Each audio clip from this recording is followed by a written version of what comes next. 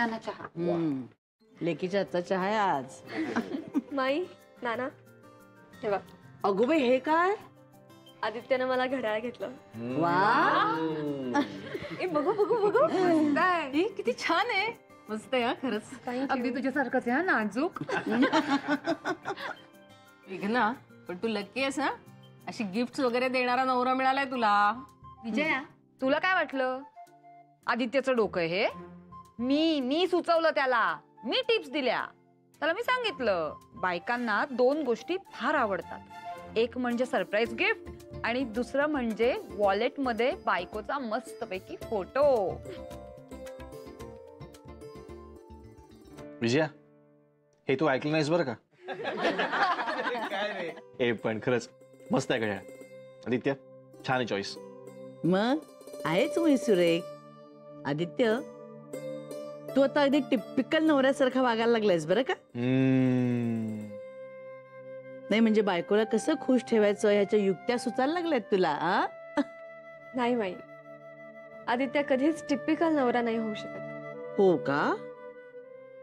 तो त्याही पेक्षा खूप जास्त आहे, त्या टिपिकल चौकटीच्या बाहेरचा. अरे वा राव, तुम्हाला तर एकदम मानाचा फेटाच भेटला की राव. आहेच मी माझा मुलगा गुणी. नाही पण खरंच ना तुझं नशीब खूप छान आहे. आमचा आदित्य खूप सालस आहे. आणि आपण सुद्धा नाही का, म्हणजे आपल्यासारखी माणसं मिळण्यासाठी सुद्धा नशीबच लागतं.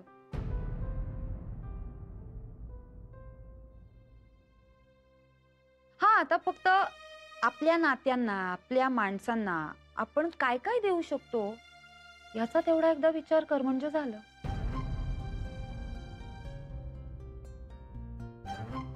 अर्चू काय बोलतीस तू हे? माई जे बरोबर आहे तेच बोलतीये. आणि आपलं माणूस चुकलं की आपण सांगतोच ना, मग दाबतीयस कशाला मला? आणि तिला मी आपलं समजते म्हणूनच सांगते आणि मी सांगणारच. अगं पण अर्चू अगदी आत्ताच बोलायला हवं का?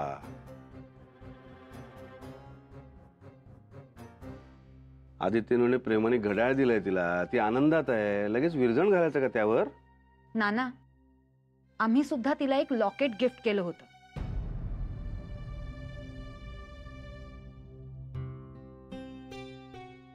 त्या दिवशी समारंभाचा सगळा विचका करून सुद्धा कुठलाही राग मनात न धरता ते आम्ही कौतुकाने तिला दिलं.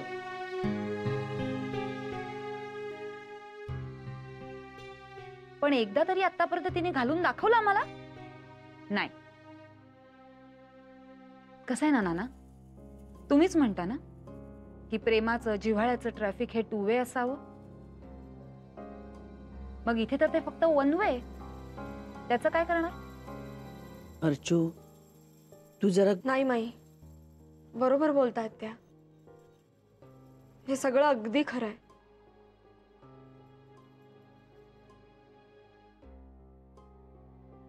तुम्ही सगळ्यांनी मला खूप सांभाळून घेतलंय, खूप पोटाशी धरलंय. मी खूप चुका करून सुद्धा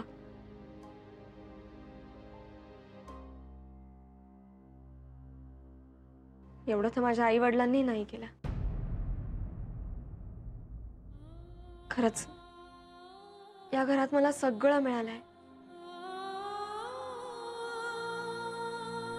मीच त्याची योग्य कदर केली नाहीये.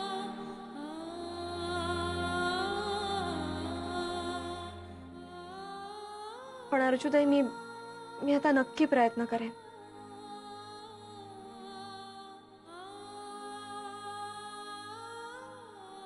आणखी काय बोलू? काही नको, बस. आले.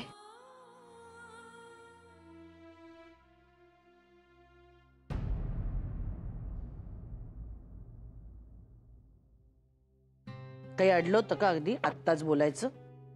कुणाचं? आपल्या लाडक्या अर्चूचं. हा किती तडा तडा बोलत होती त्या मेघनाला. चिमणी एवढं तोंड झालं होतं मेघनाचं. अजून अहो पटलं की मेघनाला अर्चू काय बोलत होती ते? पटलं म्हणजे काय? पटवून घेणारच ना ती. सून आहे या घरची. वर्षही झालं नाहीये लग्नाला अजून. संजीवनी तुझी गाडी रुळावरनं घसरते. आता ह्यात काय माझी गाडी रुळावरून घसरतेय? पहिली गोष्ट म्हणजे जबरदस्तीनं पटवून घ्यावं असं अर्चना काही बोललीच नाही. माझ्या लेकीच्या बोलण्यामध्ये 100% तथ्य होत. पण ती वेळ होती का बोलायची? मेघना किती आनंदाने दाखवायला आली होती घड्याळ, पण ही बोलल्याने हिरमुसली. नंतर सांगायचं होतं ना काय ते. उलट मी तर म्हणतो हीच वेळ योग्य होती. अहो, कारण चैत्र गौरीच्या दिवशी विजय आणि अर्चनाचा असाच हिरमोड झाला होता ना. त्यांनी प्रेमाने गिफ्ट आणलं होतं तिच्यासाठी. आणि मला नाही वाटत अर्चू काही असं ठरवून बोलली. तिच्या मनाला येईल ते स्पॉन्टेनियसली बोलली ती. तिला तिचा हिरमोड आठवला असेल, त्या हर्ट पोटी बोलली ती. मला नाही वाटत चुकीचं काय घडलंय. आणि संजीवनी, मेघनाच्या बाबतीत ओव्हर प्रोटेक्टिव्ह होऊ नकोस. जो न्याय अर्चना आणि विजयाला तोच मेघनाला.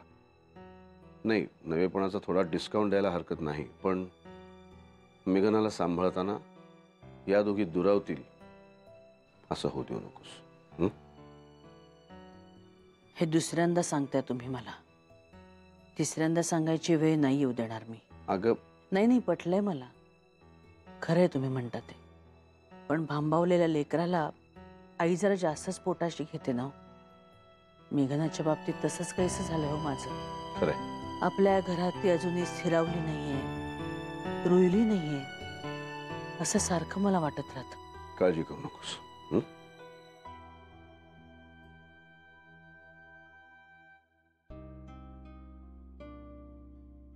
विजयाताई जशा विरघळून गेल्यात घरात, तशी मी विरघळले नाहीये. कुठेतरी परकेपणा, अंतर आहे माझ्यात आणि घरातल्या सगळ्यांच्यात. पण हे कसं सांगणार त्यांना की आदित्य आणि माझ्यातलं अंतरच दूर नाही झालेलं. आणि अर्चूच्या बोलण्यामुळे अपसेट आहेस? नाही, बरोबरच बोलल्या ना त्या. मी मिसळत नाही घरात. इट्स फाईन मेघना, इट्स ॲब्सोल्युटली फाईन. तू जर जास्त मिसळलीस तर त्यांना आणि मे बी तुलाही जड जाऊ शकतं. निरोप घ्यायची वेळ आली तर निदान त्यांना तरी जास्त त्रास व्हायला नको ना.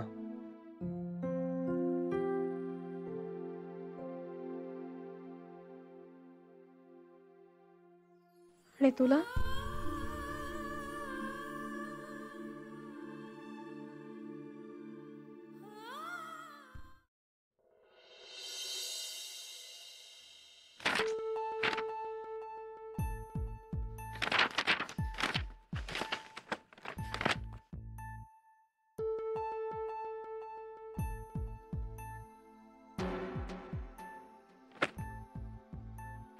काय ग, झोपली नाही की काय रात्रभर तू?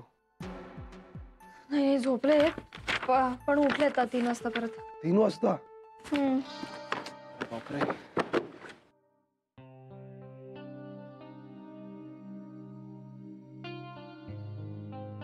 काही शोधतेस का तू?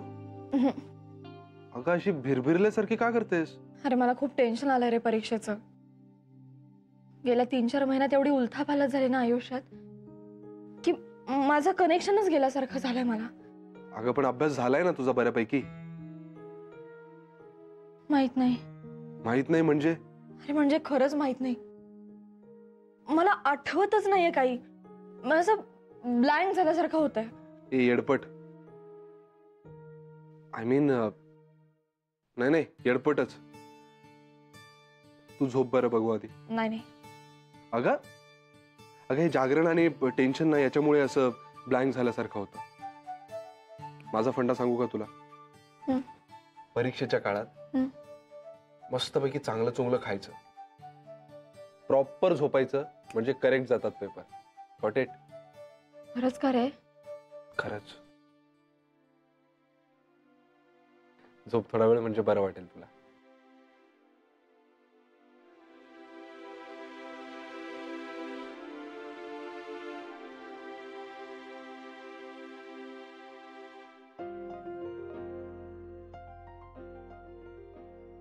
मला उठवशील ना? हो.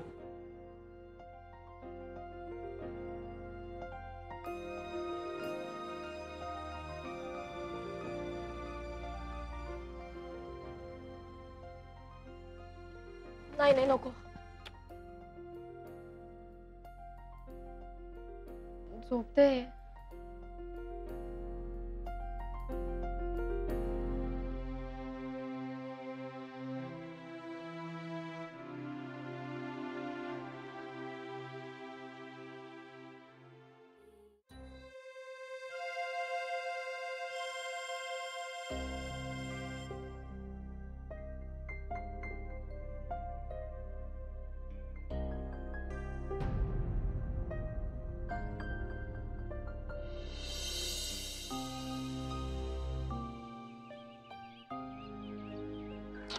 मेघना कमॉन यार, चेहऱ्यावरचं स्माइल नको ना सोडू. हाच बघू छानशी 5 मिनिटं. कंटाळा आला रे. 2 तास बसले मी इथे पुतळ्यासारखी. धीर धर जरा मेघना, थोडेसे पेशन्स ठेव. हा अरे काय सांगितलं मी, कपाळावरती आठ्या नको आहेत मला. स्माइल.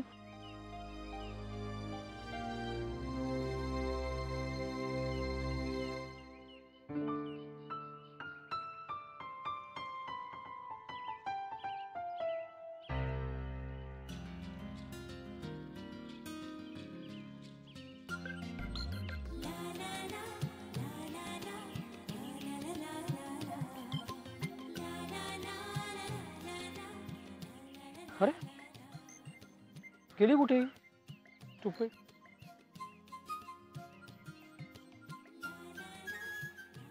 इकडे बस. रट्टा देऊ काय कसा? हा समोर बसून राहायला सांगितलं होतं ना मी तुला. मी तिथे बसून काय फायदा? तुझं सगळं लक्ष हिच्याचकडे. ऑफकोर्स आहेच ही अशी. ए पण नाही, तुला नाहीच जमत चित्र काढायला. बर आज अचानक साक्षात्कार झाला का तुला असा? हो बघ ना, इतकी सुंदर नाहीच दिसत मी. खरंय तुझं. अदू ये सब तो हमारी आंखों का कमाल है ना. बरं पुरे. भुरळ नको पाडूस मला. चल चल, मला उशीर होत आहे. ए थांब, हे पूर्ण करू देत मला. हा, आणि उद्या पेपर काय माझ्याऐवजी तू लिहिणार आहेस? ऑल द बेस्ट पण म्हणाल नाहीस मला. तू बोलूच नको ना माझ्याशी. प्लीज थांब 2 मिनिटं. 2 मिनिटं. आता काय रे? अगं इकडे वळून बघशील का नाही? परीक्षेची खूप भीती वाटते ना तुला?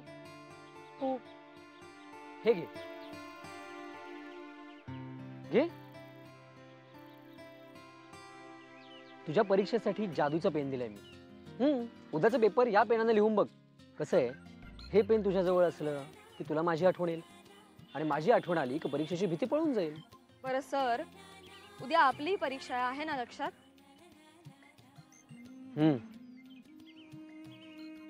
हे तुझ्यासाठी. तेवढीच माझी आठवण. मेघना, अगं तुझी आठवण कायमच असते माझ्यासोबत. असाच राहशील ना रे माझ्यासोबत जन्मभर? जन्मभर नाही ग बाई, त्यानंतरही.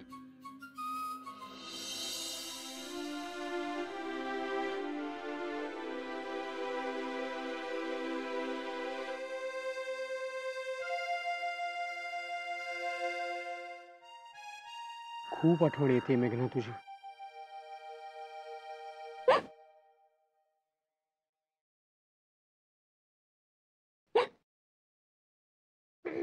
मेघना, अभ्यास चाललाय का? परीक्षाच. अगं बाई, उसकी कशी काय लागली? कोण इतकी आठवण काढतय? आईच असणार ग, दुसरं कोण? टेन्शन आलं असेल आई. पाणी पिणं मग. हा छान. रिकामाचे का तांब्या? मी आणते, तू अभ्यास कर. नाहीतरी मला स्वयंपाकघरात जायचंच आहे. दूध ठेवलंय गॅसवर. म्हंटल बघायला आले, अभ्यास करतेस की पेन काढतेस? आणते पाणी, आणते.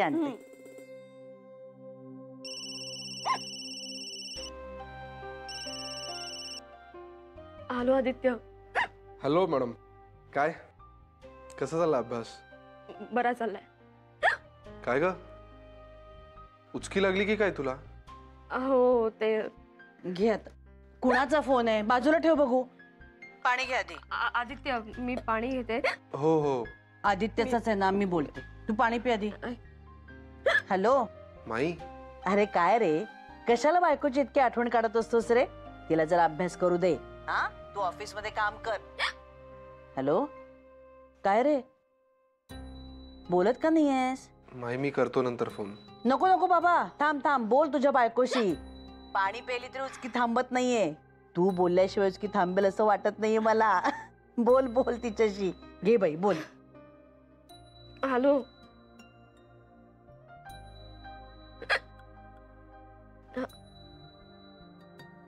ठेवला बहुतेक फोन त्यानं. होच का? बर, तू कर अभ्यास कर. हा थांबेल थोड्या वेळाने उचकी. कर.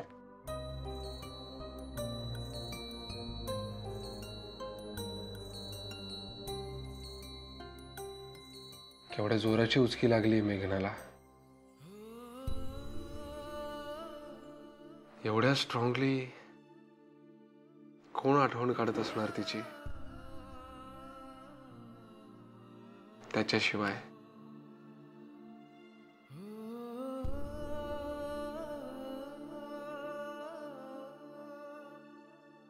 आदित्य, तू व्याकुळ होणार नाहीयेस. तिचं सुख तिच्या प्रेमातच आहे, हे ठाऊक आहे ना तुला? मेघना, ए बाळा, चल जेवायला चल बघू. अजून आहेच का तुझी भीती? अगं असं करून कसं चालेल? चेहरा बघ किती सुकल्यासारखा झालाय. चल चल चल चल, उठ उठ. नाही, खरंच नको माई, मला काहीच नाही खावंसं वाटत आहे. नुसतं पडून राहावंसं वाटतंय. अगं पण पोटात काही अन्न गेलं नाही तर शक्ती कशी येणार पेपर लिहायला? चल चल, उठ लवकर, उठ उठ, चल चल. माई थांबा थांबा. अगं बाई, हे काय? हे धने खडी साखरेचं पाणी, हे तू घे मेघना आधी. हे काय नवीन? अहो, मी सकाळपासून बघते ना तिला, अशी गळूनच गेली होती, निश्चित पडल्यासारखी झाली होती. झालंय काय, परीक्षेची भीती आणि उन्हाळा असं दोन्ही एकत्र आलंय. मी असा विचार केला की काहीतरी उपायच केला पाहिजे. सरळ मग राजूला फोनच करून टाकला. आता हा राजू कोण? अय्या माई, असं काय करताय? अहो राजू, तुमचा राजू लोचन. राज, अगं बाई, वैद्य राजूलोचन कनेक्टर का? म्हणजे तुझा मावस भाऊ ना? मग असं सांग की बरेच दिवस झाले आले नाहीत का आपल्याकडे? अहो सध्या उन्हाळा आहे ना, पेशंटची गर्दी. मग काय?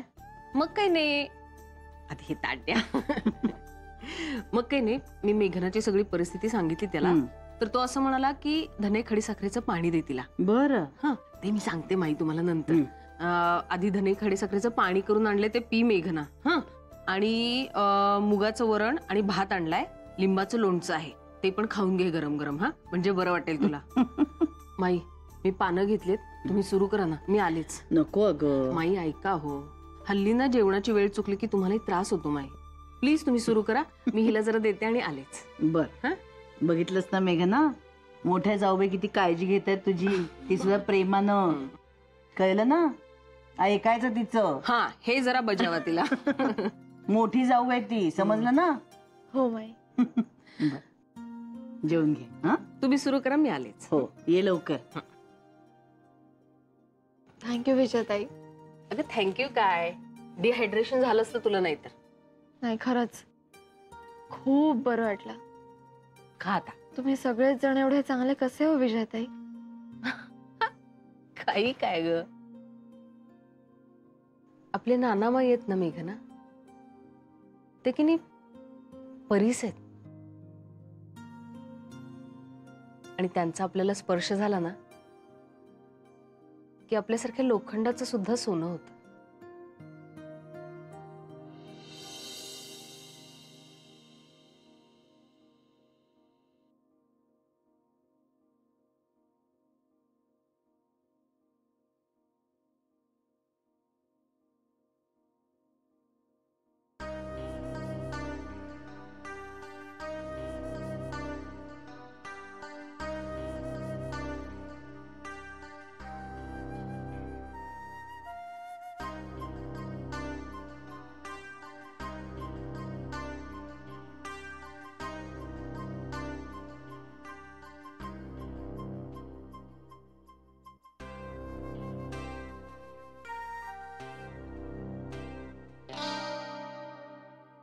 मी आहे. हे बा, अशी झोप येते मला. मग करेक्ट होतो ना माझा फंडा? बोललो होतो ना मी, झोप अशी मस्तपैकी डोक्यात गोल फिरत आली ना की असू तिथे झोपून जायचं. 5 मिनिटाची जरी असली ना तरी गाढ असते ती झोप, खरंच मला आता तशीच लागली होती बहुतेक. है ना? तू कधी आलास पण? मी तू झोपेत पेपर लिहित होतीस ना तेव्हा. मेघना, उद्या ह्या पेनने लिही पेपर. मस्त जाईल बघ.